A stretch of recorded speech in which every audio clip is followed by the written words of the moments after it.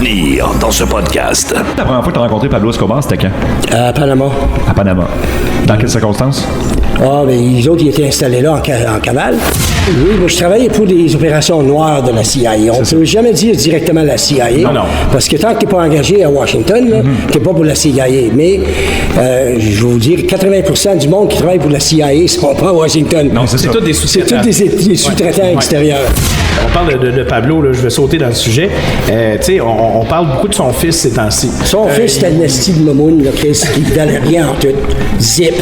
Je dirais pas plus que ça. Il a les culs de sa mère, là, puis, tu sais, bon à rien. Tout l'argent. OK. Puis les seuls gars qui savaient où était l'argent, là, caché, là, c'était Pablo, son frère Roberto, puis Gustavo, son cousin. Les autres savaient où était tout le cash. Ouais. L'argent était tout paquet. Là, il y avait des palettes. Ça, c'était 1 million, ça, c'était 5 millions, ça, c'était 10 millions. Ça, c'était 50 millions. Puis des fois, c'était des voûtes complets, là. OK. Il y avait des 100 millions. C'est quoi la pire affaire dont tu as été témoin? Parce que c'est sûr que tu as vu des trucs. Ça, écoute, j'ai vu des affaires de même, là, des massacres, puis des trucs de même, là. Surtout des informateurs, là. J'ai choppé des gars en morceaux, là, avec des machettes, là, tu sais. Ils enterraient ça, ils donnaient ça au cochon pour manger, là. Ça, je l'ai vu en masse. Ça, c'était normal. La Grenade est le snack bar asiatique à Montréal. Décor enchanteur, ambiance de party démentielle et full moon party une fois par mois. La Grenade, 1603 rue Ontario-Est à Montréal. Tous les jeudis, c'est les Shock of Thursdays au Greasy Spoon. 1$ l'huître toute la soirée. Oui, le Greasy Spoon, le resto incontournable du Myland depuis 2009 au 160 avenue Laurier-Ouest. Marc-Antoine, laisse-moi te parler de nos bons amis de chez Pavage Céricom. Est-ce que tu savais, je te pose la question, je sais que je te l'ai posée la semaine passée, mais je te redemande parce que tu sais, des fois, t'es pas vite. Est-ce que tu savais, Marc-Antoine, que c'est beaucoup moins cher d'entretenir son asphalte que de la remplacer? Hein? On parle tout le temps d'asphalte, tu sais, les gouvernements refont les routes, tout ça, puis ça nous coûte une fortune en... Mais s'ils entretenaient leur asphalte, ça coûterait beaucoup moins cher. Et ça, chez Pavage Céricom, on le sait. Pavage Céricom est une entreprise d'ici et un leader dans l'entretien, réparation et aménagement des pavés d'entrée de la grande région de Montréal et de la Rive-Sud. Chez Pavage Céricom, ils se font un devoir de vous fournir des services de qualité des plus hauts niveaux de satisfaction. Ils font tout leur possible pour répondre à vos besoins. Avec une variété d'offres à choisir, ils sont certains que vous serez enchantés de travailler avec Pavage Céricom. Réparation de fissures, scellant d'asphalte. Pour les rejoindre, 514-516-3027, 514-516-3027 et bien sûr leur site web pavagecericom.com, pavagecericom.com.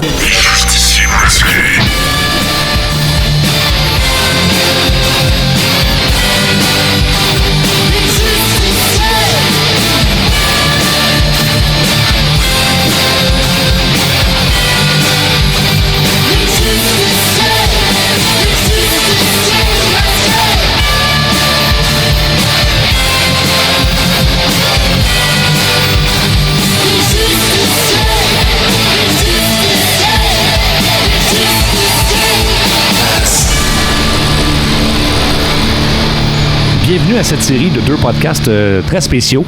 2 podcasts qui seront plus du genre documentaire. Oui, on est capable d'être sérieux des fois. Ben, en fait, je sais pas si on est capable, mais on est capable de faire des hors-séries. Et là, c'est ce qu'on appelle des hors-séries. On est un peu comme le Canadien du journalisme. On est tout le temps hors-série. Voilà. Et c'est donc Narcos, la vraie histoire, qu'on vous présente en 2 épisodes. Parce qu'on a eu la chance de faire une entrevue et de rencontrer pendant plusieurs heures le seul Québécois qui a véritablement travaillé et côtoyé Pablo Escobar. Et t'en parlais tout à l'heure, on en parlait en dehors des ondes. Narcos, c'est vraiment le phénomène mondial maintenant de la série avec Netflix. Tout le monde en a parlé durant les 2 dernières années. Narcos 2 fait un carton présentement. Ça a fait un tabac avant ça. Puis là, je suis à court d'adjectifs. Mais sérieusement, tout le monde a parlé de cette série-là, ne serait-ce que par le ton. Et ce qu'on voulait savoir, nous, c'est jusqu'à quel point c'est vrai. Évidemment, notre invité, c'est sûr qu'il y a un parti pris. Je veux dire, on est tout à fait logique là-dessus parce qu'il a travaillé avec et pour Pablo Escobar. Il a été condamné. Il a purgé sa peine envers la société. Il est dans la mi-soixantaine et il est capable de nous conter tout ce qui s'est passé durant ces années-là. Notre invité s'appelle Raymond Boulanger. Les plus jeunes ne s'en souviendront peut-être pas. Mais le 18 novembre 1992, à la suite d'une envolée depuis la Colombie, Raymond Boulanger a été arrêté après avoir piloté un avion avec 4 tonnes de cocaïne, plus précisément 4343 kilos de cocaïne et 45 barils d'essence à bord de cet avion-là, qui était une véritable bombe. Oui, parce qu'on s'entend, le problème, c'était pas l'essence. En fait, au niveau de la sécurité, c'était l'essence. Mais au niveau légal, le problème, c'était la cocaïne. Et on s'entend, à l'époque, on parlait de ce qu'on appelle en anglais le street value, la valeur de revente dans la rue, de près de 2 milliards de dollars. Et pour les gens qui se le demandent, quelles sont les qualifications de John Raymond Boulanger? Il y en a plusieurs. Il a été à la fois pilote pour la CIA, pilote pour Pablo Escobar, pilote de ligne. Sérieusement, c'est un homme à tout faire dans le monde de l'aviation et il y a beaucoup de séries qui s'écrivent présentement qui sont basées sur lui. Vraiment, on a été chanceux alors qu'on écrivait notre propre série. On peut pas vous en dire plus pour l'instant, qui est en pré-production. Ce qu'on peut vous dire, c'est qu'on l'a rencontré pour avoir des détails sur comment ça se passait dans le monde interlope dans ces années-là. Et il y a un livre qui a été publié sur lui aux éditions de la Presse. Un livre très intéressant. Et nous, on a eu la chance de lui poser les vraies questions, excusez-nous Paul Arcand, précisément sur ce qui se passe dans la télésérie Narcos. C'est intéressant comme télévision, mais la première série n'avait pas marqué que c'était monté avec beaucoup de montage fictif, puis beaucoup de personnages fabriqués pour la dramatique de l'histoire. Bon, c'était vrai. D'abord, il faut voir que la narration est faite par la police. Monsieur Murphy, entre autres, Steve Murphy, l'agent de la DEA, la Drug Enforcement Agency américaine. Et puis, il a tout à fait mal représenté ce qui se passait exactement là en Colombie.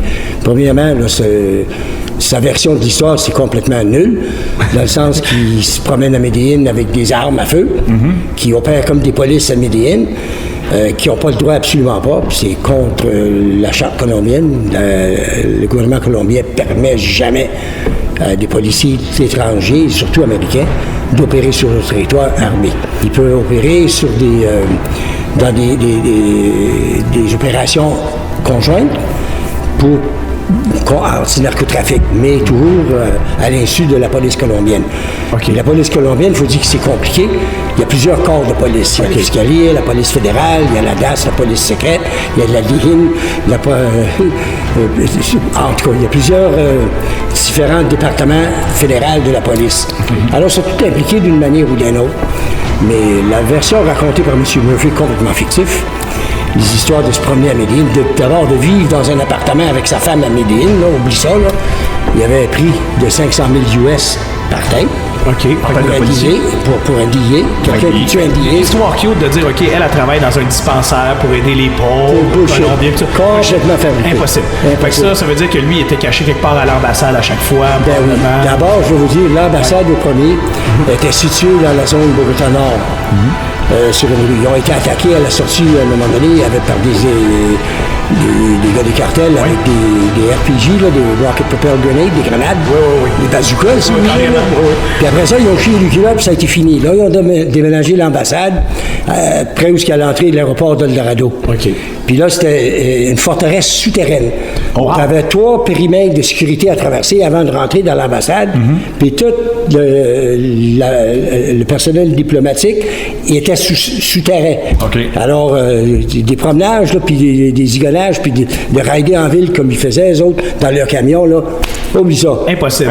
Complètement impossible. Fait que tout ce qu'on voit où il y a en tout cas, on parle de la première saison principalement, puis un petit peu de la deuxième aussi, où justement, il est avec sa femme, puis il y a l'appartement, c'est impossible. C'est impossible. Lui, il aurait probablement dormi, je sais pas moi, à l'ambassade avec sa femme. Côté sécurité, là, ils étaient protégés. Premièrement, là, c'était pas le DIA qui dirige fuck all, là. C'était la CIA. Excuse mon français, là, c'est la CIA. Tu sais? Puis la CIA, c'est eux autres qui sont directement en conjoint avec l'ambassade américaine, avec l'ambassadeur américain. Quand ils ont une opération des dernières années, moi, j'étais pas là. J'étais évidemment ici en prison. Parce que la dernière fois, quand je suis arrivé à Medellín, c'était au début d'août 92. Puis Pablo venait de quitter la cathédrale. Il venait de commencer ses 2 ans de cavale. Fait que là, on entendait parler un petit peu de ce qui se passait là, aux alentours, toutes ces choses-là. Mais tout le monde le sait, puis moi, je connais beaucoup des proches, de la famille. C'était tout ridicule. Les derniers 2 ans qu'il a fait en cavale, c'était un gros zéro pour lui, là. C'était vraiment difficile, puis il a fini par se faire abattre parce qu'il n'a jamais réussi à comprendre. Pablo, qu'il ne fallait pas combattre l'État comme il faisait. Parce que quand les Américains sont mis en arrière de ça, là c'était vraiment une question de le détruire. Puis là, tu parles du fait que lui-même, en tant qu'homme, il n'est pas du tout représenté de la bonne façon. On s'en est parlé tantôt. Comment il était en personne? Tu sais, je veux dire, tu dis l'acteur, il est trop grand, il est trop gros. C'est ça. C'est un gars de ma taille, environ 5 pieds 9, 5 pieds 10.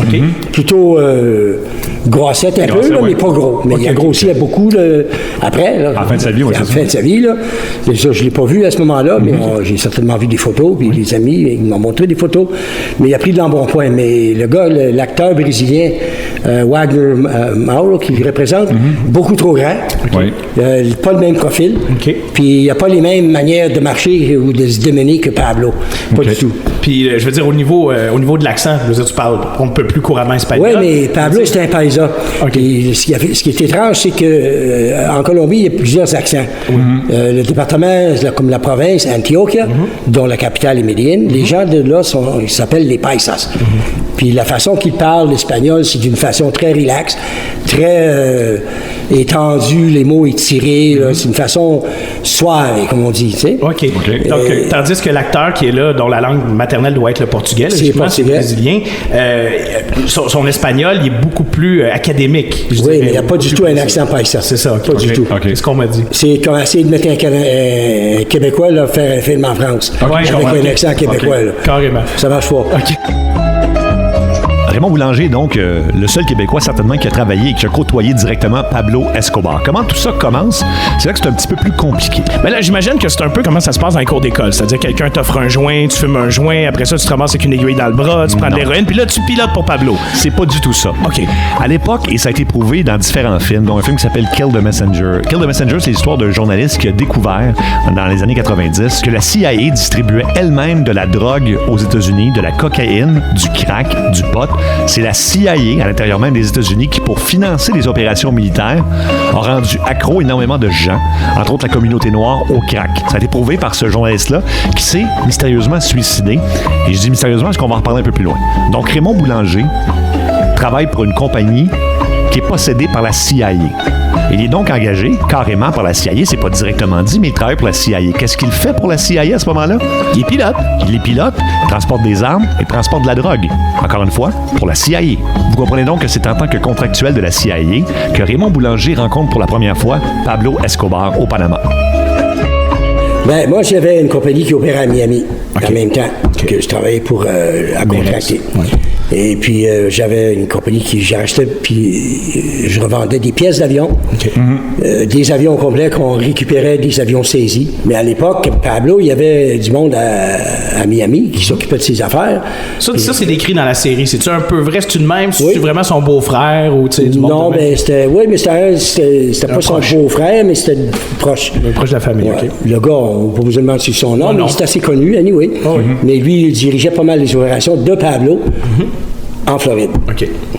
Et puis quand ils ont décidé de prendre le contrôle, ben c'est ça. Pablo, il montait le stock en Floride, mais il faisait du piggyback avec les autres. C'est ça, la cartel. Ah oui. Lui, il chargeait aux autres pour prendre leur matériel, puis il le montait à Miami, puis le livrer à leur personne. De temps à autre, je faisais saisir des avions. Ben là, il m'appelait. OK. Puis, une de ses gangs, hey, on veut récupérer celle-là. Bon, OK, moi, j'allais au bureau. Les shérifs, quand il y avait les encans, puis je bidais dessus, puis je sortais l'avion. OK. Puis je l'ai ramené à 4K. À Norman Cay, dans les Bahamas. OK. Puis OK. là, c'était notre ami Carlos Leder qui était là. OK. Il était Oui. associé. Fait que là, je rendais les avions là. OK. À quelques occasions, je les descendais en Colombie quand il n'y avait pas de pilote disponible, puis ça pressait. Bon, OK. J'allais rendre l'avion moi-même, 3 ou OK. 4 fois. Je l'ai amené direct au ranch à Pablo. OK. Puis En là, Colombie. en Colombie. Toi, la première fois que tu as rencontré Pablo Escobar, c'était quand? À Panama. À Panama. Dans quelles circonstances? Ah, mais les autres, ils étaient installés là en cavale. OK.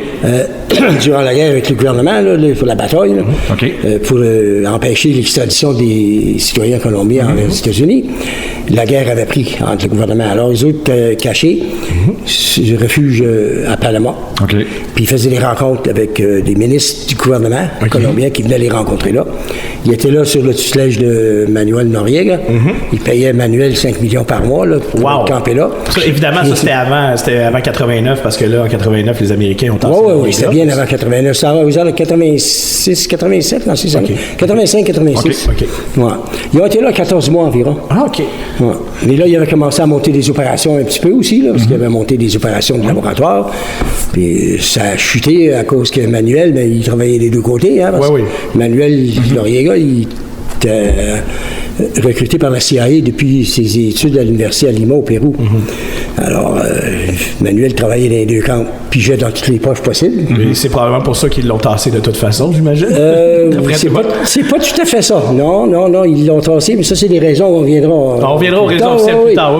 Ça, c'est son chum George Bush qui était son boss, là. Oui. George Bush père, oui, qui était président de la CIA. Il semblait pour être... il a été vice-président avec... Reagan. Reagan. Puis après ça, il a été chef de la CIA avant. Puis après ça, il est devenu vice-président. Il ne voulait pas avoir ça dans sa garde-robe, lui, avec Noriega, qui était tout au courant de toutes ses histoires et ses crocheries. Quelqu'un qui avait plus ou moins placé là, carrément. Là, plus ou moins. Ça a toujours été comme ça. Ni plus ni moins. Puis Noriega, en tout cas, on va revenir à Escobar. Escobar était là, caché en cavale. Puis on l'a rencontré là. Nous autres, les pilotes, on travaillait sur la fête des contrats. Et puis, on allait souvent là, au terrain de golf. Puis, parce qu'il y avait un gros club, il y avait une piscine. Donc, on allait là. Juste une parenthèse, pour les gens qui ne connaissent pas vraiment l'histoire, peux-tu expliquer un peu ce qui s'est passé avec les contrats? Oui, mais dans le fond, on va en parler. C'est quand toi, tu travaillais pour la CIA, carrément? Oui, moi, je travaillais pour les opérations noires de la CIA. On ne peut jamais dire directement la CIA. Non. Parce que tant que tu n'es pas engagé à Washington, tu n'es pas pour la CIA. Mais, je vais vous dire, 80% du monde qui travaille pour la CIA ne sont pas à Washington. Non, c'est tous des sous-traitants. C'est tous des sous-traitants extérieurs. C'est toutes des compagnies comme Merex, puis comme toutes les compagnies de front, les lignes aériennes qui mettent front, c'est toutes des lignes backées par la CIA. Ce qu'on peut voir, mettons, dans des films comme Air America, ou des trucs comme ça. Ça, c'était tout contrôlé, surtout pour les Caraïbes. S'il y avait un bureau, je me souviens, c'était à 11 100 quelque chose, rue Ponce de Léon, avenue Ponce de Léon à Miami. Il y avait 3 étages là-dedans, puis c'est là que la CIA contrôlait toutes les lignes aériennes qu'ils avaient à travers les Caraïbes. Wow! Oui, ils faisaient le payroll. Parce que la CIA, dans le fond, appuyait les contrats pour... La CIA faisait les opérations qu'il y avait des questions légales vis-à-vis de la loi américaine. Oui. Premièrement, l'affaire des contrats, c'était pour renverser le gouvernement des sandinistes. C'est ça. Ortega. Donc Reagan disait qu'il y avait des communistes juste à la porte, les Américains, puis c'est parce qu'ils étaient anticommunistes, les fourrelles. Oui. Quand Raymond Boulanger fait référence au contrat, Marc-Antoine, il faut expliquer exactement ce que c'est. Contrat, de base, ça s'écrit C-O-N-T-R-A-S. Exactement. On peut parler de l'Iron Gate ou encore de l'affaire des contrats, Iran-Contra. C'est pas un contrat comme attribuerait le Parti libéral. Il n'y a pas de T à la fin. Les contrats, c'est un groupe paramilitaire. C'est un mouvement révolutionnaire nicaraguayen là, de lutte armée qui regroupait les opposants au gouvernement sandiniste de Daniel Ortega. Bon, dans les années 80. En gros, ce qui s'est passé, c'est que les États-Unis, pour ne pas dire la CIA dans ce cas-ci, ont vendu des armes illégalement à l'Irak, qui était un ennemi déclaré des États-Unis dans ces années-là déjà. On se rappelle, des prises d'otages, etc. Les otages qui ont été assassinés en Iran, etc., à l'ambassade des États-Unis.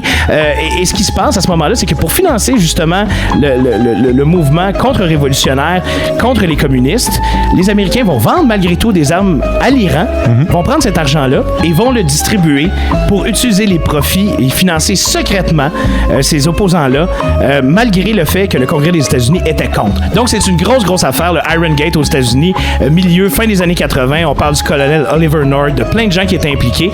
Et là, Raymond Boulanger est au centre de l'action. Il disait que c'était le Nicaragua qui exportait de la drogue, puis qui rentrait la drogue, puis qui finançait leur guerre, puis que c'était eux autres en train de droguer les Américains. C'est pas vrai pantoute, c'est la CIA qui montait la coke. C'est ça. Si vous avez vu le film Kill the Messenger, oui, je l'ai vu. C'est justement l'histoire là-dessus. Puis ils ont fini par admettre, après que Ward s'est suicidé là, dans une chambre d'hôtel. Curieusement, le suicide, deux coups de 12 en arrière de la tête. Là. Oui, ça, c'est le journaliste qui a sorti toute l'histoire, comme quoi la CIA avait rentré de la drogue. C'est ça. Puis là, il lâchait pas, lui. Hein? Ouais. Et puis 2 coups de 12 en arrière de la tête, on s'entend qu'il faut être souple.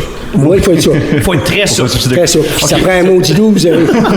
Mais donc, très court. Donc, toi, tu travailles à ce moment-là pour une compagnie qui appartient, en fait, qui est comme une source. Moi, j'ai travaillé à l'époque contracteur privé pour la compagnie Merex. La compagnie Merex, ça va loin, Merex.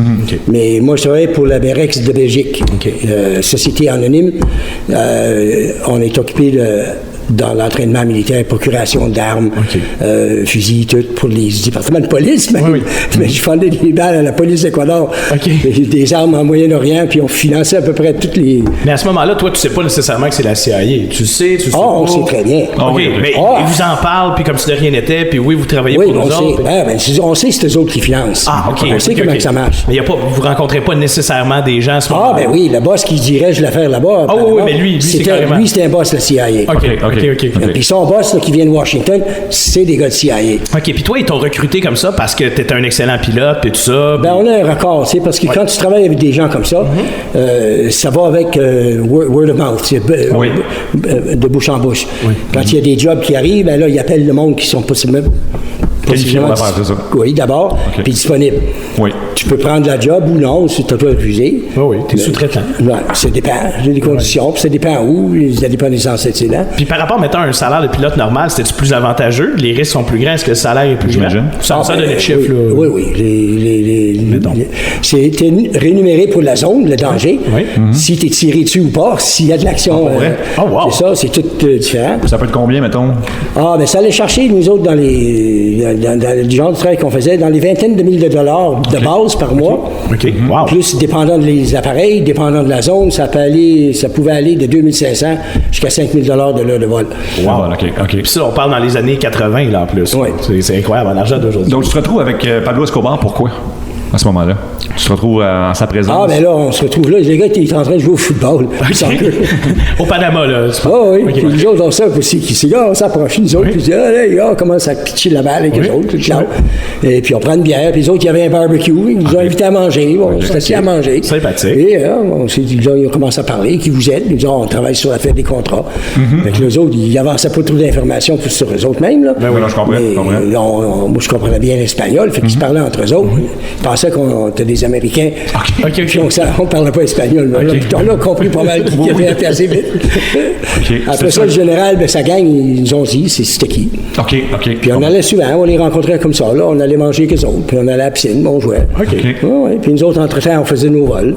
C'est ça, vous étiez basés à la même place. Mais on était basés à Panama City, mais quand on voulait avoir du rest and relaxation, on allait sur la base d'Howard, parce que c'était une zone américaine encore. Fait que c'était quand même safe jusqu'à un certain point. Le national panaménien n'avait pas le droit de rentrer là.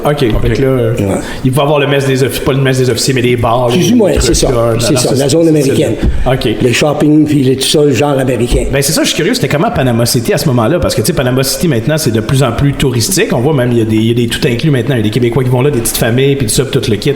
À part une zone d'exclusion qui est très précise, Panama City est rendu beaucoup plus relax. C'était comment dans ces années-là? C'était-tu free for all? Comme on imagine, genre Tijuana ou quelque chose comme ça, ou pas à ce point? Non, ça n'a jamais été à ce point-là.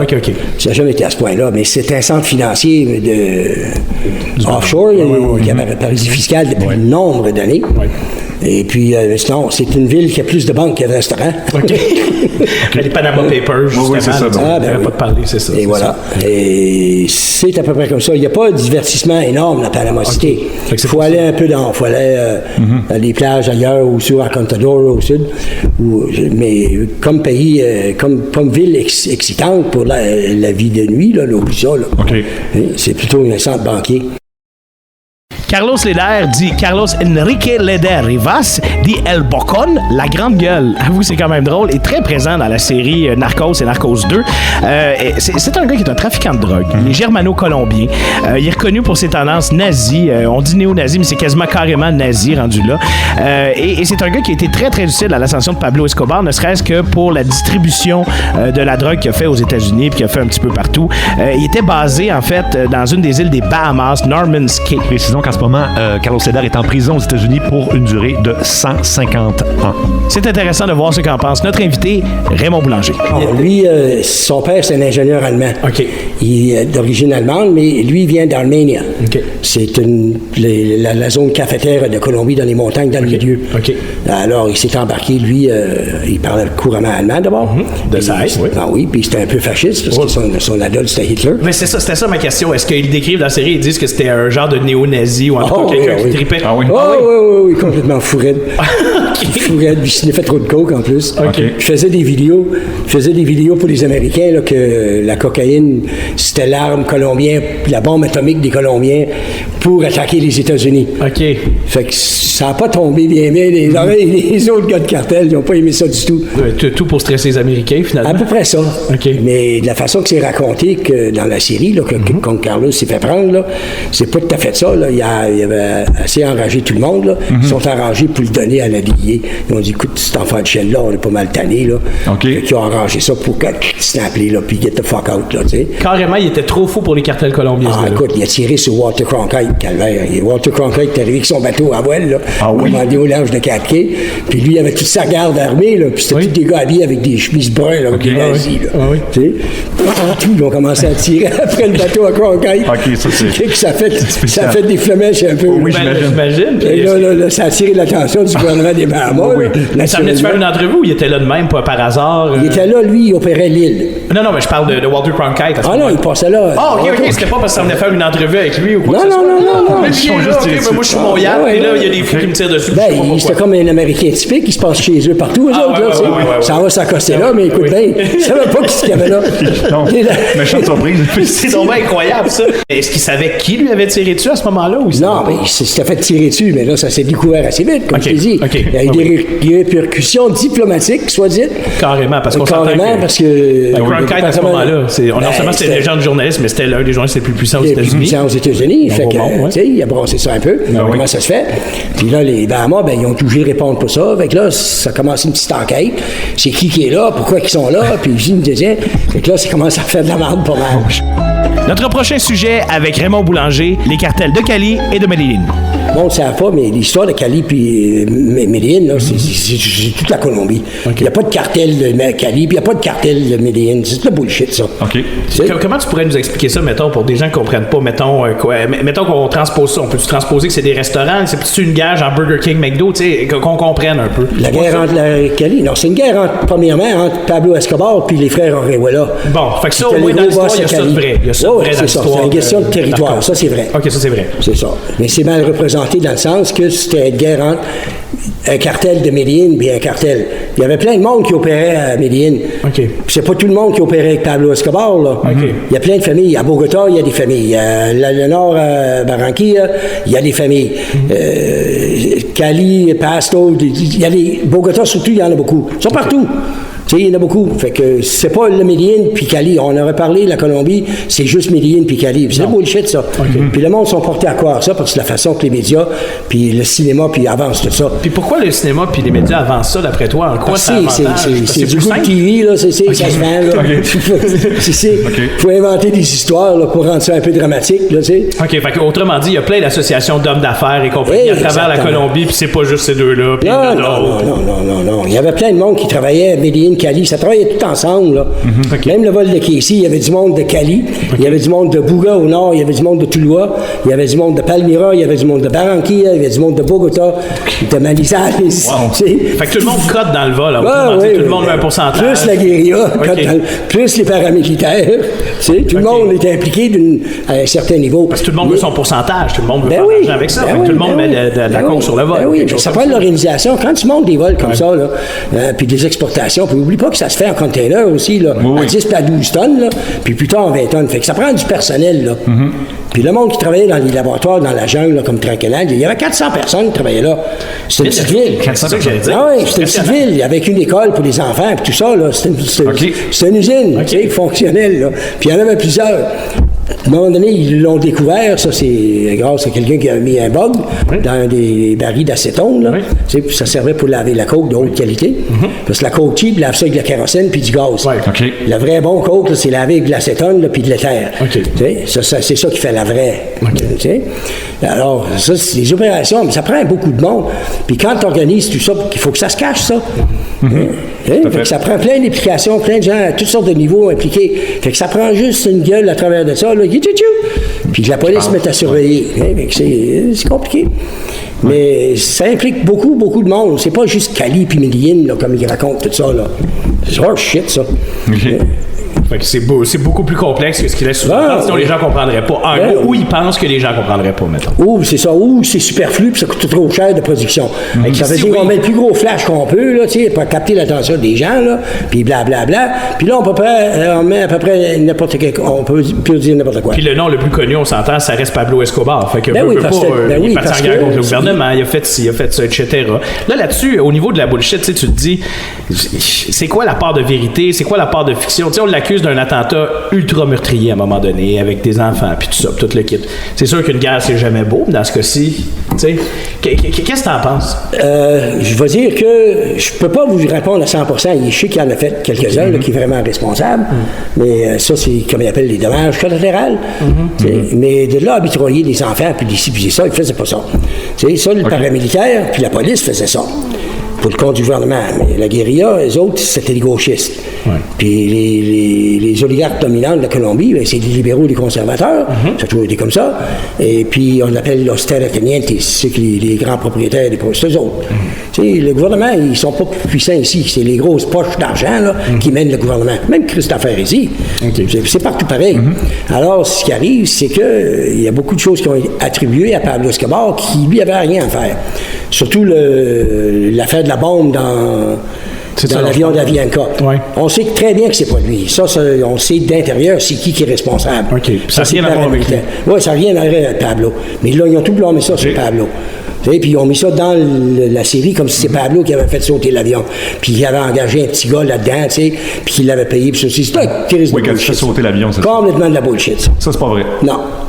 Complètement. Il y avait un gars à bord, mais il était payé. Pour sauter, mais c'était un gars des paramilitaires, puis c'était les Castagno qui voulaient tuer un des opposants en politique qui empêchait de monter l'auxiliaire les paramilitaires parce que c'était une opération approuvée, premièrement. Avec un clin d'œil. Oui. Ton clin d'œil classique. Oui. Par les polices pour faire la sale besogne qu'eux autres ne pouvaient pas faire légalement. Ça fait que ces autres, ils éliminaient les gauchistes. Ils rentraient dans les villages la nuit avec tout le monde, les syndicalisés, puis les gauchistes, puis les intellectuels de gauche, puis les assassinaient. Carrément. Des fois, là, comme ça, carrément. Puis des enfants, puis ça n'importe pas. Là. Je sais qu'à une époque, en Amérique latine, c'était commun, je veux dire. Ça a toujours été comme ça. Ça a toujours été ça veut pas dire que c'est moins triste, ça veut pas dire que ça fait moins mal. Hey, ça a été Salvador, Guatemala, tous ces pays. Tout ce qui est sentier lumineux. Oui, c'est tous les opposants gauchistes contre les régimes capitalistes américains. Puis tous les guerres qui sont semées à travers de tout ça, ça a été tout financé par les gouvernements américains, par la CIA entraînée, qui entraînait tout ce monde-là pour combattre ces gens-là. Puis les paramilitaires, c'était des auxiliaires, si tu veux. Autodefensas Unidades de Colombia, par les frères Castagno, commencé à Medellín. C'est eux autres, les vrais cochons.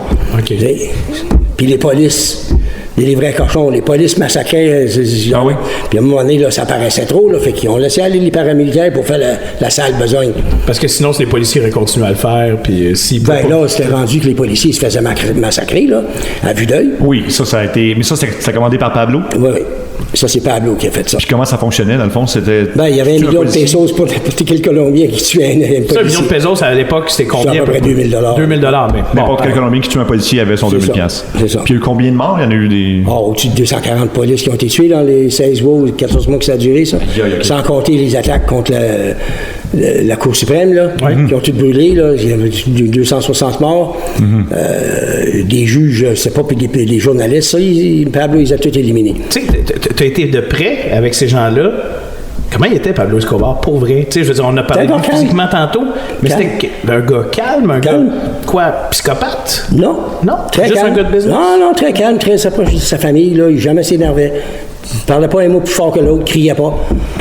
Un gars très calme. Fait que quand il devient colérique, un peu en cavale, ça c'est possible en cavale, on l'a pas vu, mais le reste du temps... Je m'en doute, je peux pas dire que c'est pas vrai, j'étais pas là en cavale avec lui. Non, c'est ça. Mais c'était pas un gars qui s'énervait. C'est un gars qui est resté calme tout le temps, ça. Fait que ça, c'est quelque chose que dans la série, des fois, tu le vois, il pète des coches, puis tout ça. Non, c'est de la bullshit, ça. C'est de la bullshit. C'est un gars qui toute son histoire, d'abord, là, qu'il raconte dans la série, là, avec Cucaracha, qui va chercher de la drogue là, en Bolivie, pis ça, ça, c'est de la bullshit. Aussi? C'est complètement faux, ça. OK. Pourquoi? Pablo a commencé à traverser la frontière tranquillement pas vite, en Équateur. Puis il a commencé à négocier avec du monde, là, plusieurs personnes. À un moment donné, ça rentrait. Cucaracha est arrivé à quelque part dans ça, je sais pas où il est, lui, là, dans le portrait. Mais j'ai demandé à beaucoup de personnes, puis il n'y a pas personne qui connaît l'existence de ce con-là. Tu sais? Ah oui?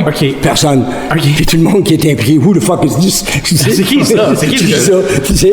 Fait que c'est quel personnage qu'ils ont inventé là, pour le film, là. Je sais pas trop. OK, pour éviter de dire on va créer 5 personnages, ça va être trop compliqué, puis on le fait ça en une personne. C'est pas quelqu'un qui a existé nécessairement, selon toi.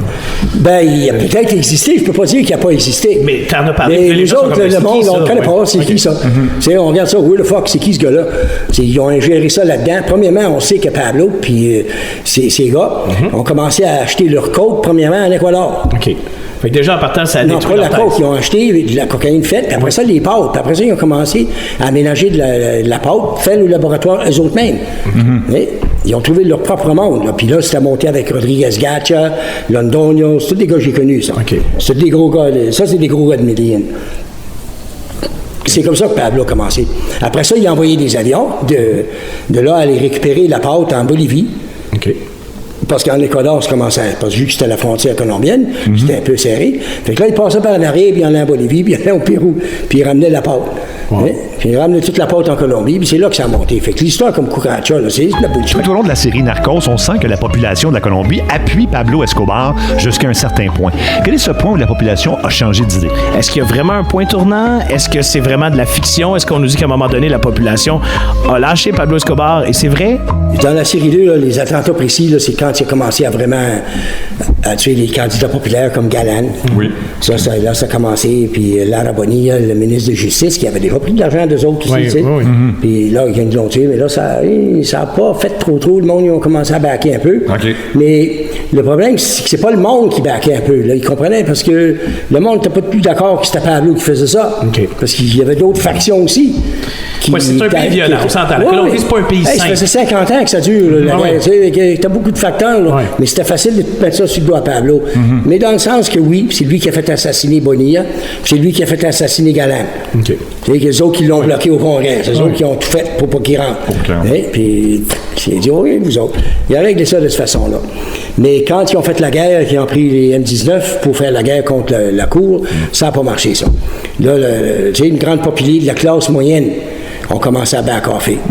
Fait que ce qui est arrivé, c'est que ses plus proches associés là, qui étaient avec lui, là, ils ont dit là, que ben là, on peut vraiment pas être avec toi là, parce que là, tu t'en vas dans une direction qu'on veut pas aller. Quand on veut pas aller se battre contre l'État, nous autres. Surtout quand les Américains ont décidé de former le bloc de recherche, là, le bloc Ébuscade. Là, c'était vraiment la chasse la chasse à Pablo, là. Oui, la chasse à Pablo, puis il y a tous les autres qui étaient avec. Fait que les autres, ils ont pris une crise de distance. Son frère a débarqué, papa a débarqué, Gacha, il n'a pas débarqué, mais il s'est fait assassiner d'une façon plutôt ambiguë, là. C'est pas trop sûr. Ben, lui, il avait été payé pour libérer la police. Ils avaient payé. Mais il était supposé se tenir tranquille. Mais là, il était tout le temps rendu à Medellín, puis c'est ça. Et là, c'était embarrassant un peu pour la police nationale à Bogota. Il dit, Chris, on t'a payé, vous êtes sorti. Mais là, t'es partout, t'es supposé être en prison, là. Calme-toi un peu, là. Fait qu'à un moment donné, là, il a juste disparu. Ouais, poum, bye-bye.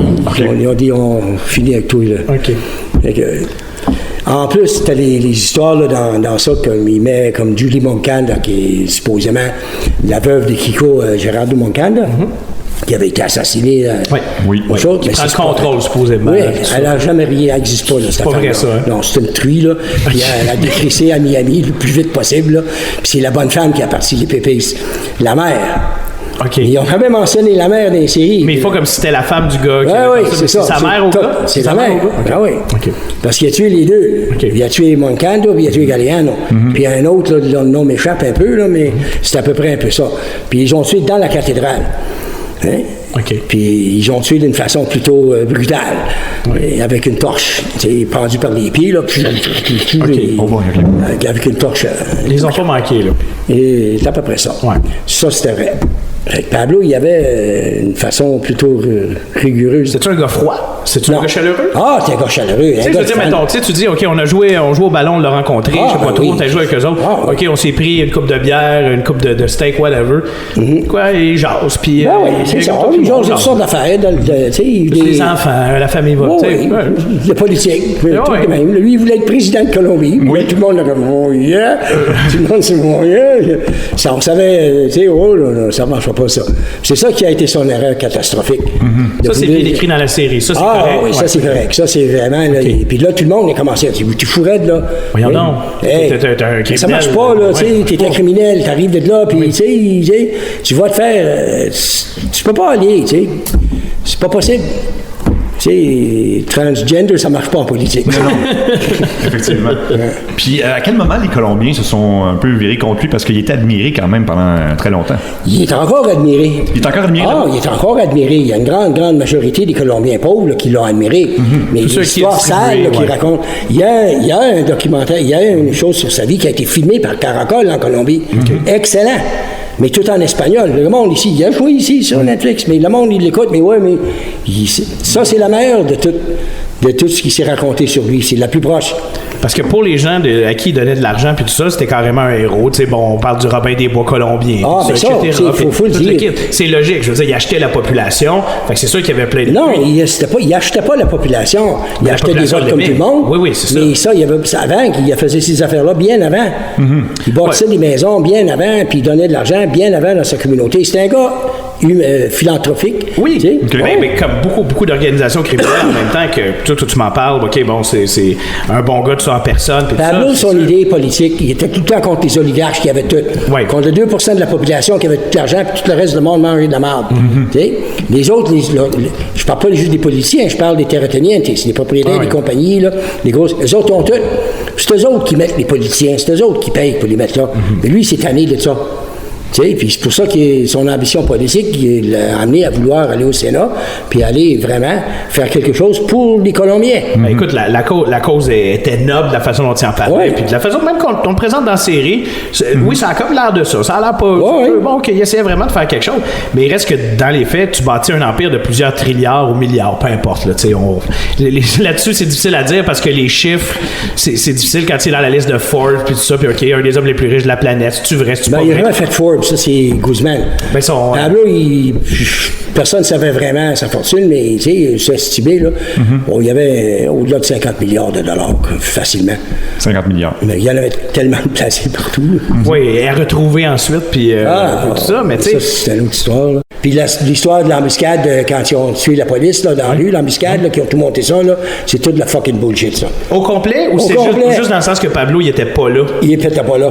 Mais c'est arrivé pareil. Ben oui, c'est arrivé pareil. Mais Pablo n'était pas là avec la balle puis tout ça. Non, ça, c'est cinématographique. C'est ça. C'est sûr. Ça, c'est inventé. C'est pure bullshit. Qui prendrait le risque assez niaiseux de faire ça quand tu diriges un empire de la drogue? Là? Je veux dire, Christy fait faire ça par du monde. Là, il arrive avec la balle. Hey, c'est moi maintenant, tu sais.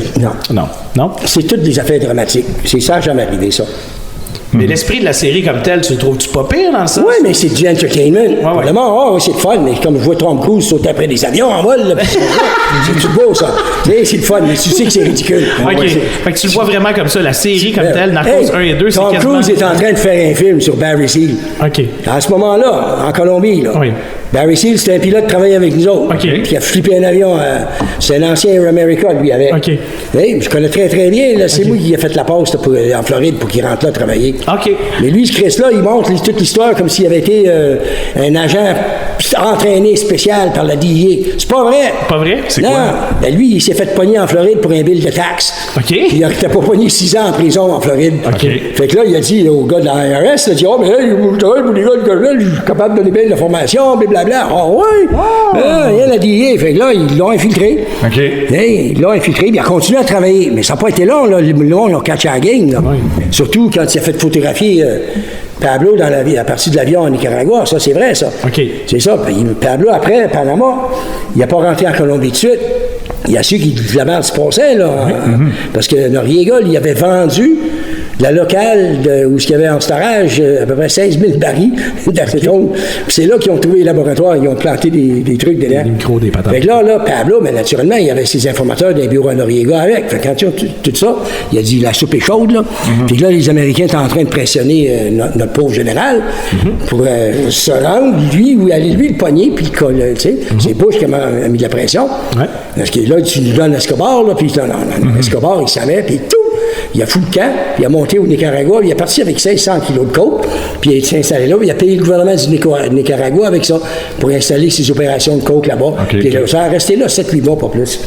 Puis après ça, il y a des choses qui sont réglées en Colombie. Il y en a une couple qui sont partis en Colombie, puis il y en a 2 autres qui sont partis en Espagne. OK. Tu sais? Puis Pablo, ben, il est revenu en Colombie, puis il a commencé à travailler ses affaires en cachette, puis c'est ça. Puis après ça, ben là, la cathédrale, puis là, tu sais, après ça, c'est toute l'histoire ancienne. OK. Mais s'il avait été intelligent, là, il faisait ses affaires. Puis il aurait pu passer à travers comme faut, mais il était trop... comment, je peux pas dire, là... mégalomane. Mégalomane. Vraiment. Il se pensait invincible. Ça va marcher. Là, le monde a commencé à tomber autour de lui en voyant. Fait il y a, disons que la sens qui donne l'histoire, qui a Achille à sa fin, c'est pas mal la corde réelle. Mais toutes les à côté, là, puis les affaires cinématographiques qu'ils mettent, là, c'est tout complètement fabriqué. Ça. À venir après la pause. D'affaires de 500 000. 500 000, c'est chicken shit and change. Ben oui. Pablo, il se promenait, il n'y avait jamais moins que 3 ou 4 millions autour de lui, là, en cash, là. Bon, fait que la fameuse scène où la fille veut pas lui redonner l'argent au bras droit, puis ça, puis là, il attire. Ça, c'est de la bullshit. Le bébé, ça, c'est de la bullshit à 100%. Okay. Dans une minute. Sébastien, l'autre soir, on était en mode party puis on s'est payé la traite à la Grenade. Oui, la Grenade au coin Ontario et Champlain. Un resto-bar d'inspiration asiatique. Fait bien manger, bien boire, faire le party toute la soirée. C'est vraiment une place où tu retrouves du beau monde, mais de toutes les catégories d'âge. Exactement. Tu peux pas dire c'est un bar qui est comme ci, c'est un bar qui est comme ça. Ce que tu peux dire, c'est que c'est un bar, club, lounge, resto, le fun où tous les gens font le party. Ça vaut la peine d'aller faire un tour. Ils ont une des plus belles terrasses à Montréal. Oui. Leur menu de cocktail est incroyable. Ça vaut la peine d'essayer la sangria, juste comme ça en passant. Il y a comme plein d'alcool dedans. Ah ouais. Là, mettons que ta blonde a dit ouais, moi je prendrais juste la sangria parce que je veux prendre du relax, je travaille demain. Ouais. C'est comme, mais bien sûr, chérie, prenons uniquement de la sangria parce qu'à la Grenade, la sangria, elle est explosive. Voilà. Allez faire un tour à la Grenade et dites que ce sont les justiciers masqués qui vous envoient. 1603 rue Ontario à Montréal, au coin de Champlain, 514-525-4251. La Grenade, un party explosif. On vous invite à visiter Tatouage Marty Shop. Des services personnalisés, une équipe de tatoueurs professionnels et passionnés à votre écoute. Des spécialistes en portrait et en watercolor. Passez nous voir pour une expérience unique. Marty Shop. On a le tatouage dans la peau. 2 adresses. 6050 boulevard Métropolitain Est à Montréal, sous l'enseigne Ed Rush Montréal, et 249 boulevard des Laurentides à Laval. Tatouage Marty Shop. Alors, on discutait de ça durant la pause. Je ne sais pas si ça va se réaliser, Marc-Antoine, mais j'aimerais ça qu'on ait un drone pour l'émission. Tu sais, un drone, là, c'est rendu populaire maintenant. Là, moi, j'ai eu la chance de rencontrer le propriétaire d'une boutique. Une boutique à Longueuil, qui est la plus grosse boutique de drones au Québec présentement, puis ils ont les meilleurs prix, là. OK. Ça s'appelle MH Mobile, magasin de hobby. C'est au 1179 rue Sainte-Hélène à Longueuil. Ouais. Et là, non, il y a des modèles de départ pour aussi peu que 200 $, là. Okay. Et c'est vraiment de très bons drones que tu peux contrôler, que ce soit avec une tablette ou ton téléphone cellulaire ou même des télécommandes personnalisées. C'est-à-dire, même moi, je serais capable de contrôler mon propre drone, là. Oui. Même moi, là. Même toi, tu crasherais pas ton drone grâce à MH Mobile, magasin de hobby. Parce que là, maintenant, il y a plein de nouveaux modèles, là. Tu peux transporter des trucs. Tu peux quasiment comme... Oui, tu peux... Il y a même des modèles, là, maintenant, Sébastien, crois-le ou non. Il y a une fonction qui fait Follow Me. Fait que t'as ton téléphone, t'as ton drone qui est dans le ciel et ton drone fait juste te suivre. Fait que mettons qu'on veut filmer, là, mettons, nos présentations Facebook, des trucs comme ça, on pourrait filmer avec notre drone. C'est possible, Sébastien, en appelant au 450-332-8702, 450-332-8702, MH Mobile, magasin de hobby au 1179 rue Sainte-Hélène à Longueuil et sur Facebook, MH Mobile. Moi, quand je sors dans le Myland, j'ai le goût d'une ambiance de feu, d'un menu varié et délicieux. Je veux une ambiance relax avec de la bonne bouffe, des tartares, des huîtres, une carte des vins avec du choix. C'est pour ça que dès que je passe par la rue Laurier, je vais faire un tour au Greasy Spoon. En plus, le jeudi, c'est les Shock of Thursdays, $1 l'huître toute la soirée. Le Greasy Spoon, c'est l'incontournable du Myland, 160 rue Laurier-Ouest. Réservation 514-495-7666. Les justiciers masqués.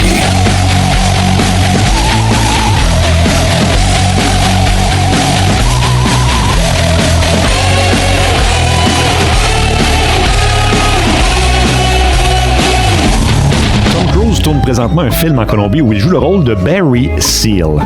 Barry Seal est une grande connaissance de Raymond Boulanger et ce film-là le fait un peu rire. Vous allez comprendre pourquoi dans les prochaines minutes. Mais Marc-Antoine, avant, explique-nous qui est Barry Seal, sujet du film American Made qui sort cette année. Ben écoute, ça c'est simple, Sébastien. Barry Seal, c'était un contrebandier d'armes et de drogue et c'était surtout un pilote d'avion. C'était un pilote d'avion. Là-dessus, il y a beaucoup de questions qui ont été laissées en suspens, parce que il a été assassiné en 1986 et là, désolé de vendre des punchs de la série. Spoiler alert! Non, mais sérieusement, il a été assassiné et on savait que c'était un informateur de la DEA. Mais là, Raymond va nous en parler de façon plus approfondie. Il joue le rôle de Barry Seal. OK. Le problème, c'est que le mois de septembre l'année passée, ils ont craché un avion en Colombie. En filmant ça. En filmant le film. Ouais, mais 2 morts, tu sais. Puis Tom Cruise, il était là-bas. Puis Tom Cruise, ben écoute bien, ce qui est Tom Cruise, c'est 1 pied 7, 30, là. Tu sais, 60 kilos, là. Mais Barry Seal, tu sais, c'est un gars de ma taille, mais comme Pablo, c'est un gars de quasiment 285 livres, là. Tu veux dire, comment tu prends ça puis faire ça, là? Tu sais, ça marche pas. Anyway. Mais ça, c'est tout le temps ça quand Tom Cruise joue des rôles, puis que genre, c'est un gros tough, puis tout ça. Ben, c'est ça. T'as beau être le plus gros tough du monde, tu fais quand même 120 livres, là, tu sais. Ouais, mais Tom Cruise, tu sais, tu vois comment ses pieds étaient. Non, c'est vrai. C'est vrai, mais il est tout le temps monté sur quelque chose. Oui, c'est ça. Sinon, moi, je l'ai vu en personne, à Londres. Puis tout le monde attendait, bien non, j'ai what the fuck. J'arrivais à Londres de Belgique, puis je dis, ah oui, Tom Cruise, il va sortir là. Ouais, OK. Je vois ça sortir, puis là, tout le monde, oh, il est petit. Oh, what? C'est les filles, oh, tu sais, he's so small. Il est autre même. C'est drôle. Anyway, après ça, il a été se faire filmer en Colombie avec des gars de la FARC. Puis il a payé 450 000 $ pour l'opportunité de se faire photographier avec la FARC. Ben, comme ça fait de la merde, ça. La FARC, ils sont pas encore vraiment légales, là. Non, pas vraiment, non. Fait que tu peux pas arriver puis commencer à te faire photographier puis donner de l'argent à un groupe criminel. Non. C'est comme si, je sais pas, il arrivait ici puis il donne de l'argent aux bikers, là, puis photographier avec eux autres. Ben, ça passera pas. Ça n'a pas passé non plus. Il y a beaucoup de controverses. Mais apparemment, le film, c'est gelé pour janvier, là. Ah, ben ça, j'espère qu'on va avoir la chance de se reparler là-dessus, là. Ben, c'est sûr. On ira le voir, puis... Je vais rire comme Christophe. Moi, j'ai envoyé des idées pour parler. J'ai des amis là-bas, hein. J'ai dit, what the fuck's going on? Why take Tom Cruise? Puis il y a des gars qui m'ont écrit qu'après qu'ils ont planté l'avion là-bas en Colombie, là, en filmant, puis tout ça, il y a des gars qui ont écrit en Colombie, puis ils ont envoyé des mots, des lettres à Hollywood, ils disent, we got the pilot, you should have fucking hired, he's in Canada. Nacho Herrera, lui qui tu vois dans le film, là, lui il s'est fait tuer en prison à Palmyra. Lui il a fait un deal lui aussi. Là. Roberto Escobar s'est rendu, Popeye s'est rendu, Gacha s'avait rendu, il y en avait d'autres aussi, Santa Cruz, Londoño, les fils se sont rendus. Tout le monde a fait leur prison, puis ils ont fait leur affaire, puis là ils sont calmés. Mais là, Pablo, lui, était contre l'affaire de l'extradition. Et il a continué sa guerre pour ça. Fait que c'est ça qu'il a perdu. Puis, on parle de Pablo, là, je vais sauter dans le sujet. Tu sais, on parle beaucoup de son fils ces temps-ci. Puis tu dis, la façon qu'il en parle, il était bien trop jeune pour savoir, parce que son fils, là, c'est un cinéaste. Son fils, c'était le nasty de Momoun, là, Chris, qui ne valait rien en tout. Zip. Je dirais pas plus que ça. Il a les culs de sa mère, là, puis tu sais, bon à rien. Ça veut dire qu'il n'était pas impliqué, il ne savait rien. Pablo, d'abord, ne parlait jamais de ses affaires. À personne. Encore moins à son fils et à sa fille. À ses enfants de cet âge-là, c'est un peu normal, tu te dis? C'est ça. Mais là, il s'est représenté là, comme il n'y avait plus d'argent dans le fond. Puis impossible. Impossible que cette personne-là n'ait plus d'argent aujourd'hui. Oui, on fait ça de le montrer comme il l'avait vraiment battu comme un chien. Ben, c'est pas vrai. C'est Pablo qui a vu à sa propre destruction. Trop insistant. Il a dû fermer sa crise de gueule quand il était à la cathédrale. Là. Ça aurait bien été. Au lieu de commencer à faire des parties, puis ci, puis c'est ça, puis tout le chiant, puis faire des massacres, puis drôner son empire là-dedans. C'est ridicule. Tu sais, tu peux pas, tu sais, si tu fais un deal avec quelqu'un, puis c'est fait clandestin, essaye pas de montrer à tout le monde que, tu sais, toi qui t'en charge, ferme ta Christophe de gueule, là, fais tes affaires. Tu sais, mais il n'a pas compris ça, Pablo. Tu sais, il avait la tête un petit peu trop gros, là. C'est ça son problème. Fait que là, après ça, quand on dit, mettons, ses enfants, whatever, c'est sûr, ils ont de l'argent. C'est sûr, de façon d'une autre, ils sont corrects, là, dans la vie. Ben, dans le sens, là... Ils sont peut-être pas milliardaires, là. C'est pas ça la question, mais ça serait assez impossible que, mettons, avec tous les associés, tous les gens qui ont donné de l'argent, ça serait impossible que les enfants de Pablo Escobar manquent d'argent de nos jours. La femme à Pablo, puis ses enfants, là, ils ont resté, puis les autres, ils ont tout pris par le côté de la famille de sa mère. Toute la gang des autres Escobar, c'était toutes des crises de parvenus qui avaient même une Christophe de Seine, puis ils ont tout volé, là. Puis ils ont en tout cas, la chicane continue là-bas, ça se finit pas, là. Puis il y avait plein d'argent, puis... plein d'argent. Puis les seuls gars qui savaient où était l'argent, là, caché, là, c'était Pablo, son frère Roberto, puis Gustavo, son cousin. Les autres savaient où était tout le cash. Mais Roberto, il est là, Pablo est mort, puis Gustavo est mort. Fait que le jeune ne savait rien, lui. Oublie ça, là. De temps en temps, son père, puis comme il monte, là, va chercher la poche dans le champ, là, puis l'argent pourrait être... C'est pas vrai, ça. Premièrement, l'argent enterré, là, c'était pas dans une affaire de même avec 500 millions. C'est ça que 500 000 piastres, là, Roberto, il traînait ça dans un sac tout le temps avec lui. Puis quand il était en cavale, là, je me souviens d'une affaire le plus drôle, là, c'est qu'il avait été se sauver, puis ils ont dans la pluie, puis dans une rivière, c'était tout mouillé. Oui. Puis les gars m'ont raconté, ils disent, tabarnak, il dit, la crise d'argent, ça a pué, ils ont même pas capable de la manger, on a faim, ils disent, il n'y a rien mangé dans la jungle, ils ont même pas capable de la brûler, toute mouillée, Chris, pour se réchauffer. Puis j'ai essayé de me couper dessus, puis l'argent, ça puait tellement que ça ne servait même pas comme rien. Fait qu'il dit, tu vois que c'est que ça vaut de l'argent? Tu sais, ça vaut fuck all, ça vaut, tu sais. Fait que dans la série, quand ils disent, OK, bon, ben, on l'a pas placé dans un, tu sais, puis là... non. Premièrement, là, ils ont récemment découvert là, dans un des champs là, que le cultivateur a ramassé des barils. Là-dedans, il y avait 650 millions de dollars dans les barils. Ils sont encore bons 30 ans après. Moi, j'en connaissais des cachettes, là, puis il n'y a jamais eu moins de 25 à 30 millions dans une cachette. Puis les maisons cachées à Bédéine, il y en a au-dessus de 1000. Puis c'est toutes des murs en double, ils sont toutes faites comme ça. Fait que la série où, genre, mettons, le bras droit de Pablo, il va rechercher de l'argent qui a passé à une pauvre mère monoparentale. Puis c'est genre. Bullshit. Bull fucking shit. Bull fucking shit de la pire espèce. C'est impossible que cette personne-là ou que Pablo, il a pas dit, ben là, va dans telle cachette, va me chercher ça. Tu sais, ça se peut pas. Il avait besoin de faire ça. Il y avait du monde, qui allait chercher, qui envoyait chercher de l'argent. Oui. Fait qu'est-ce qu'il parle des gens qui habitent dans des maisons en Colombie qui savent pas qu'il y a de l'argent dans leur mur carrément? Non, ils savent. Il y en a qui savent, il y en a qui savent pas. Il y en a qui savent pas. Il y en a qui savent, mais la plupart, ils savent.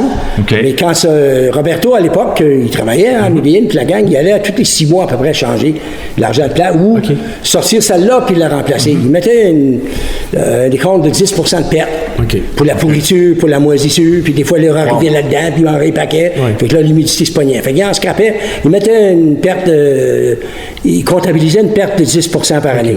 Mais il n'en a jamais perdu plus que 4-5 %. Fait que c'était pas une grosse affaire. Mais il y avait des piscines, là, avec des œufs hydrauliques. Il la piscine au complet, puis c'était tous les voûtes en choses en dessous, puis l'argent caché là. Wow! En dessous d'une piscine? Oui. Puis ça paraissait pas. T'arrivais là, tu voyais juste la piscine. Fait que là, il sortait tout le monde, là, tout, hydrauliquement, là, ça levait, là, il y avait un souterrain. Puis là, c'était toutes des cases en ciment. L'argent était tout paquet. Là, il y avait des palettes. Ça, c'était 1 million, ça, c'était 5 millions, ça, c'était 10 millions. Ça, c'était 50 millions.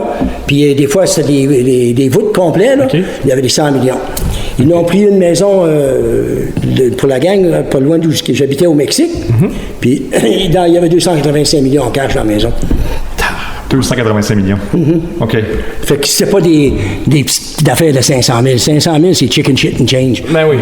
Pablo, il se promenait, il n'y avait jamais moins que 3 ou 4 millions autour de lui, là, en cash, là. Bon, fait que la fameuse scène où la fille veut pas lui redonner l'argent au bras droit, puis ça, puis là, il attire, puis ça, c'est de la bullshit. Le bébé est sur la tête. Ça, c'est de la bullshit à 100%. Est-ce que tu sais comment ça se passe présentement, le trafic en Colombie? Le trafic? Oui. Est-ce que ça a beaucoup changé? Ça doit avoir quand même évolué? Oui, ça a évolué, c'est sûr. Là, c'est professionnel. Là, les cocaine cowboys, là, à l'époque, comme on était, là, oublie ça, là. C'est des banquiers, puis c'est des gars en soute, là. Ou c'est des gars relax, tu ne verras jamais rien. Tu ne vois pas. La tendance est à ça chez la plupart des criminels à travers le monde. Tu te caches. T'as les chichipatas, ce qu'on appelle les petits pelletés de marde, là, tu sais, les familles qui fournissent, il y a plein de Colombiens ici. Puis la famille voyage back and forth tout le temps. Fait il y a 4-5 kilos tout le temps qui viennent. Fait qu'ils vivent avec ça. Fait que pas besoin de faire des grosses opérations risquées. Ah, mais non. Ça, c'est des grosses opérations risquées. Casse pas la tête, ça marche. C'est tous des containers, mais ça s'en va pas tout. Je vais te donner un exemple. Il y a un pays en Afrique qui traite beaucoup avec les Chinois. Il y a une noire là-bas qui parle parfaitement le chinois, mais elle travaille pour les Colombiens. Elle, les containers vont là-bas, puis c'est shippé là-bas en Chine. Dans les pays où il n'y a aucun contrôle et où, sinon, si la police est facilement achetable, etc. Et voilà, ils sont tous achetés. Les Colombiens, ils ont quasiment acheté toute l'Afrique de l'Ouest. Ils sont tous là. Fait qu'ils n'ont plus besoin de se stresser. Ça, ils fournissent l'Espagne, ils fournissent l'Europe au complet, ils fournissent la Russie. As-tu imaginé le marché qu'il y a là-bas? C'est 3 fois les Américains. Fait que le monde rentre là. Il rentre en Australie. Il exporte de Chili. Ça exporte. La production est 662 tonnes, give or take, là, l'année passée. Tu penses que ça a dérangé? Ça augmente de entre 25 et 30. N'importe quelle entreprise corporatif aimerait ça avoir des augmentations, des croissances de profit. S'il y avait des actionnaires, c'est ça. S'il y avait des actionnaires, il y en a, mais c'est privé. C'est ça que j'allais dire. Disons, ils ne sont pas listés à la bourse. C'est comme ça que ça marche. Oui, OK. Ça n'a jamais arrêté. Puis au Québec, ça vient-tu de Colombie ou ça vient d'ailleurs? Ah, ça peut venir, ça vient tout de là éventuellement, Ça vient de là, mais oui. ça passe par le Mexique. OK. Parce que les Colombiens, là, depuis des années, ils ne veulent plus travailler aux États-Unis. Les familles qui sont installées là, c'est des familles colombiennes qui ont été là depuis longue date. Mais ici, ils font de petites affaires. Mais la vraie importation aux États-Unis, partout aux États-Unis, c'est les Mexicains qui contrôlent ça. Les autres, ils achètent. OK? Puis là, ça monte en sous-marin, là. N'oublie pas, hein? En sous-marin, c'est ça. Il en monte 300-400 par année, là. Puis quand ils en prennent 3 ou 4, là, c'est beau. C'est tout 7 à 8 tonnes. Wow. Tu sais? Fait que s'ils en prennent 3 ou 4, c'est pas une grosse perte en crise. OK. Mais ça passe. Puis là, les Mexicains, ils prennent tout ça. Puis les autres, ils distribuent ça à leur gang, à leurs différents cartels. Là, ça rentre aux États-Unis. Puis c'est là, les autres contrôlent ça. Puis là, ça part, ça va jusqu'à Atlanta, ça va à Chicago. Puis c'est ça. Puis à partir de Chicago, ils fournissent Montréal, Winnipeg, puis les autres places. C'est comme ça que ça marche. Wow. Ça n'a pas arrêté. T'es pas capable d'arrêter ça. C'est ça. Tu peux pas. Oublie ça. Les Quand routes, il y a un même marché- les routes changent. Les routes changent peut-être un peu, mais les points centraux de distribution ne changent pas depuis des années, c'est ça? Ben oui. Puis les polices, tu n'auras jamais assez de police pour contrôler ça. Alors, c'est une perte d'argent. Ouais. Premièrement. L'État aime tellement ça taxer de toute façon, ça serait assez simple de juste faire bon, ben on légalise tout ça, puis on taxe. Ben, ils l'ont fait aux États-Unis, au Colorado. Oui, tu sais. Mais pour le pot. Pour le pot. Et là, il y a d'autres qui vont venir parce que il y a d'autres pays qui ont légalisé toutes les drogues. Ouais. Le Portugal, par contre, là, ils ont dit ça va faire le paradis terrestre de toutes les drogués du monde. Mais c'est tout à fait le contraire qui s'est passé. Il fait 14 ans, là. Ah ouais? Puis la diminution de consommation de drogue en Portugal a diminué de plus de 50 Mine de rien, Puis il y en a les overdoses, là, il n'y en a plus. OK. Tu sais? Puis c'est Les gens simple. ne font plus en cachette, sont plus. Ben non, ça, puis c'est simple, Ben puis ouais. c'est comme ça que ça devrait être rigide. Quelqu'un qui a une addiction, là, c'est un problème médical, ça n'a rien à faire avec criminel. Ah oui. Mais pas des gars qui sont addictés, là, des narcomanes. Tu mets pas, mais les alcooliques, on ne les met pas en prison. Ben non, tout à fait. ça a Seulement même affaire. quand ils n'arrêtent pas de conduire le véhicule de tout le monde, là, C'est ça. là, on les met en prison. Mais à part de ça, tu sais. Écoute, ben là, le tabac, c'est encore une autre affaire ici au Canada. C'est même le Québec, là, tu sais, 15-20 000 par Québec qui meurent chaque année. Cinquantaine de mille au Canada. Des centaines de milliards de dollars que ça coûte. Puis c'est J'ai toujours dit, pas Christ, interdit. Les produits pharmaceutiques normaux, l'oxycontin, puis tout ça. Puis là, les alternatifs que les enfants vont aller chercher. La drogue faite dans un garage à mon oncle, là. Tu sais, ils prennent des pilules à mon oncle, puis Crystal tout ça, meth. puis c'est là le problème. C'est un problème d'éducation. C'est pas un problème criminel. C'est toutes ces affaires-là, il faut que ça change. Trudeau, là, il faut qu'il sorte son doigt de son cul, là. Puis il faut qu'il légalise le pot. Ici, c'est assez, là. Ça fait longtemps, là. Ça fait des années que ça a été recommandé. Ça a toujours été légal, ça, avant. Ah oui. Jusqu'à la prohibition des années, les actes Volstead, là, en 30. Tu pouvais aller chercher ta cocaïne en médecine. Le tonic le plus vendu en Europe, c'est les vins Mariani. Ça s'est vendu pendant 75 ans. C'était tout le coke. Tu sais, ça se vendait partout, tout le monde aimait ça. Puis là, tout d'un coup, l'Église s'est mise là-dedans. Puis là, hey, l'Église, premièrement, on a ce qu'on a fait ici au Québec. Non. Hein? On l'a fait. On l'a fait. Puis il faut que ça se passe, ça. Les affaires de drogue, c'est pas des affaires. Le gouvernement, d'abord, n'a pas l'affaire de se mettre le nez dans ta consommation personnelle. Ils n'ont pas le droit de dire ce que tu as le droit de consommer et pas consommer. Tu es adulte, tu as 21 ans, c'est toi qui décides. Si tu en prends trop, tu te foxes, ça, c'est ton Christy de problème. Là, tu deviens le problème de l'État. C'est pas l'inverse, là. Tu sais, les gars, ils ont mis la switch du mauvais bord, là. Toutes les histoires de la police, puis monter la police, puis les descentes, puis la cocaïne, puis l'héroïne. Il y a des drogues dangereuses. Mais, regarde. Oui, mais si jamais c'était pas illégal, qu'est-ce que t'aurais fait, toi? Ouais. Ben oui, mais à ce moment-là, t'aurais été pilote d'une autre façon, maudit. Ben oui, les ça t'aurait renseignements enlevé de la politiques, job. les insurgences. Les autres ne travaillaient pas souvent pour la drogue, là. Ben oui. Ils travaillaient pour supporter, pour renverser des gouvernements qui n'étaient pas d'accord avec les États-Unis, qui ne marchaient pas. Ah oui. Ils nous envoyaient là pour supporter, pour aider les gars là, qui étaient pour les États-Unis, pour faire le payer la job aux autres. Tu sais, c'est simple. J'ai tout le temps de l'ouvrage, c'est pas ça qui manque. Ça n'a pas été de la drogue, c'est d'autres choses. Puis la trois quarts du travail que j'ai fait, c'est pas de la drogue, là. C'était toutes des affaires d'insurgence. à ce point-là, les trois quarts, OK. Ben oui. J'ai travaillé un peu partout, là, en Afrique, puis tout ça. Puis la CIA, c'était pas juste de la drogue, là. Non, ça, j'imaginais bien. Ah, mais la CIA, les drogues, ils ont tout le temps été impliqués. Tout le temps. À partir de l'Indochine. Quand ils ont pris le contrôle après les Français en Indochine, là, la guerre du Vietnam, là, quand tous les seigneurs de drogue travaillaient tous pour la CIA. Air America, c'était vrai. Ah oui. Ah oui. On l'a fait. Moi, mes premiers jobs, c'était rentrer là, récupérer les agents dans le milieu de la nuit. Mais dans le temps, ça, c'était de l'héroïne plutôt, là.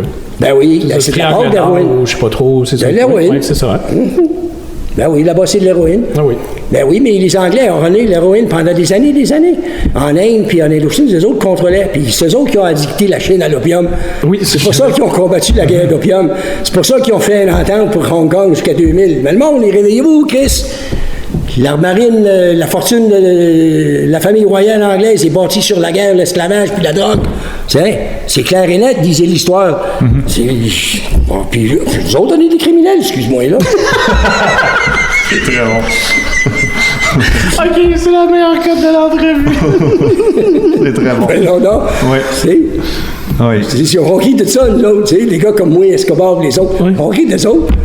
Fuck you. Puis quand on nous prend, ben si t'es pas mort, t'es en prison, ben t'as encore une chance à embarquer dans la partie. Ou comme tu voudras. Mais quand t'es mort, c'est terminal. Moi, une pauvre con là, qui s'en va, c'est F-18 bombarder des crises d'ISIS là, en Syrie. Là. Bombarde du monde qu'on connaît même pas. Qu'est-ce qu'ils nous ont fait, ce monde-là? Puis après ça, on les charrie chez nous. Là, là, ils sont en train de nous ensevelir ici. Là. Qu'est-ce qui reste donc chez eux? Donc, le problème-là, c'est nous autres qui a créé le problème là-bas. Arrête de les bombarder, bon sang! Arrête de voler leur pétrole, tu sais. Laisse-les tout dans la crise de merde là, qui s'arrange, là. C'est veux dire? Tout à fait. Arrête! Donc, c'est ce qui met fin à cette première partie de ce documentaire audio. C'est une première pour nous dans le podcast Les Justifs Masqués. Sûrement pas une dernière. Non, c'est quoi? C'est un audiomentaire ou comment on pourrait appeler ça? Je sais pas, j'ai pas cherché par contre. Il faudrait penser à ça. Mais sérieusement, on a hâte d'avoir vos réactions et on sait une chose, on sait qu'on est les seuls à avoir eu cette entrevue-là. Et dans le prochain épisode, donc dans la conclusion de Narcos, la vraie histoire, Raymond Boulanger va nous parler de sa vie. Qu'est-ce que c'est travailler pour un cartel de drogue à tous les jours? De quoi on est témoin quand on travaille pour un cartel de drogue à tous les jours? Est-ce qu'on voit des choses horribles? Et manquez pas ça parce qu'on va avoir des aveux troublants. Et on va revenir sur ce fameux vol qui s'est terminé à Casey, en Haute-Mauricie, en 1992. Cette fois, Raymond Boulanger a été arrêté par les policiers du Québec. Arrêté non pas parce qu'il avait mal fait son travail, au contraire, il a atterri, mais les gens qui l'attendaient, eux, les gens de la mafia, ont sacré leur camp. Ils l'ont abandonné avec 4 tonnes de cocaïne, un avion plein et 2 Colombiens. Bon. Et ça, à moins 22 d'hiver. Bon. L'histoire est absolument fascinante. Ne manquez surtout pas cet épisode-là. Salut! Bye bye! Le podcast des Justiciers Masqués a été diffusé grâce aux commanditaires suivants. Tous les jeudis, c'est les Shock of Thursdays au Greasy Spoon. $1 l'huître toute la soirée. Oui, le Greasy Spoon, le resto incontournable du Myland depuis 2009 au 160 avenue Laurier-Ouest. L'équipe des Justiciers Masqués est fière de compter les productions Multishow parmi ses nouveaux partenaires. Grâce à l'équipement de haute qualité fourni par Multishow, la diffusion mobile de notre podcast est chose du possible. Multishow s'occupe de tous vos parties et événements. Discothèque mobile pour toutes les occasions. Sonorisation et éclairage. Animations diverses et thématiques. Multishow, le spécialiste du divertissement d'ambiance et d'éclairage au LED au Québec depuis plus de 20 ans. 514-386-1352. Multishowinc.com. Cette émission était une présentation du Resto-Bar La Grenade. Le Resto-Bar La Grenade, une explosion de party au 1603 Ontario-Est. Marc-Antoine, j'adore ton idée.